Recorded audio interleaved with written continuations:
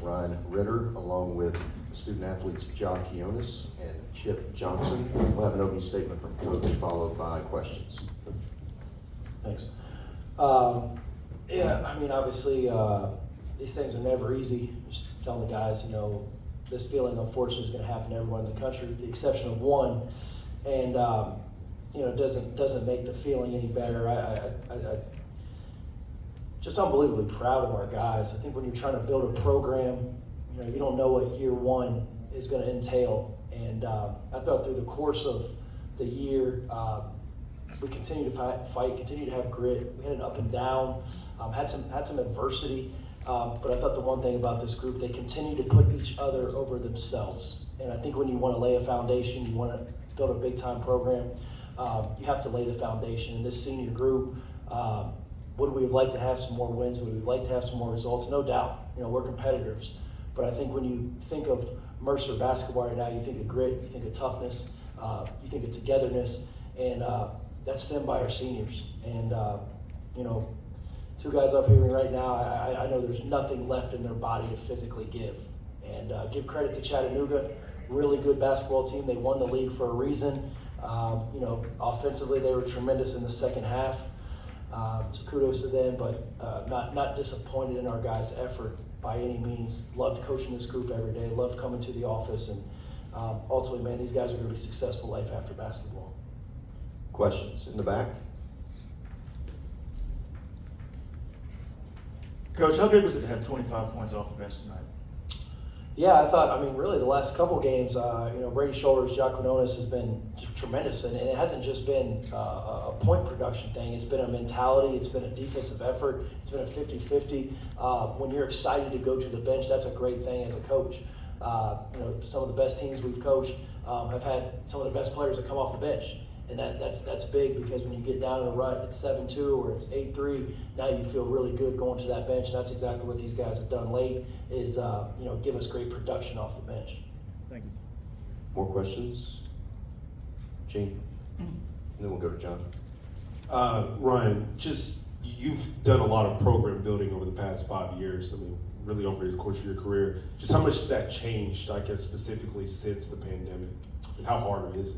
Yeah, I think any profession, I think it's hard to build something great, right? And you can't cheat it. You got to build it from the bottom. And this is my fourth job, third Division I head job, and we got the pieces in place. I'll tell you that. We've got the foundation laid. This guy to my right, man, unreal. Like, if you want to get a chance to know an unbelievable human being, Chip Johnson is as good as it gets. I got 3 daughters. If my daughters could grow up and marry a Chip Johnson, then I did a heck of a job as a dad. Everyone sees the 16 points and this, and that. Dude, it doesn't even compare to what he meant to our locker room. And I said it in there. We built a great foundation. But this guy right here has been the key of it. Same guy every day. And that's hard for young people. Good, bad. He's earned everything he's gotten. So I think, the program building, it's hard. There's a reason there's so much turnover in college basketball. But we got it right in year one from a foundation standpoint. And, I won't be shocked to see a big time jump from year 1 to year 2. More questions, John? Ja, you had a really good defensive game tonight. I think that led to your numbers offensively. Can you just talk about how you maintained the energy no matter what was happening throughout the game? I think the biggest thing is just keeping guys together. I wouldn't want to go to war with anybody else but them. And, like those huddles that you guys see, we're not just just saying okay. Like, we are together. We're talking. We're trying to figure things out and keep our temper. That's our biggest thing. More questions, Gene? Chip, you obviously spent your 4 years at Aiken prior to this. How did that prepare you for everything that you went through this year with the new coaching, the new coach, the new roster, all that stuff?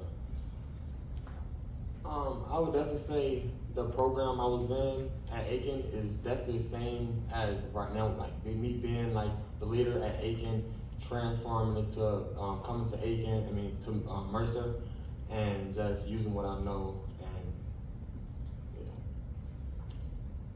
And Coach, I want you to talk about your two guys up there right now and how, and this is like a different era now with the transfer portal and things, but they represent two, they're leaders, but one's kind of a bridge from, you know, and the other guys in the league out, but very mature. Can you talk about them in that sense in the locker room? Well, I think we'll start with this guy right here. This is I'm forever indebted to him because he was the one guy from day one that was willing to give us a chance, willing to listen and say, hey, Coach, what are you about? You know, we're both from Florida. We know each other. You know, quite honestly, when there was a coaching change, I thought we might recruit him at UT Martin. But the truth is, he's the guy that gave us a chance. And when he did, then TJ did, then Alex did. And so the cornerstone of him sticking around, understanding, he knows more about Mercer than I do. He knows more about the SoCon than I do. And I think the beauty of there's two things about him is one, I think it'd be very fair to say, he didn't have the individual year that he wanted, and not one time did he come in my office complaining, oh man, I should have done this or that. Nope.